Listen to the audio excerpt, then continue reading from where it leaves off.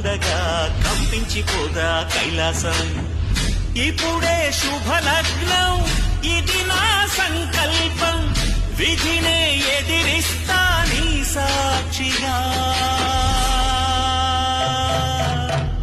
అళగర్పెరుమాళు అందాల చెల్లెల నిలనిలలాడే మీనాక్షి, నాకంటే పాపని కాసుకోవచ్చల్లగా తెల తెలవారని రాత్రి.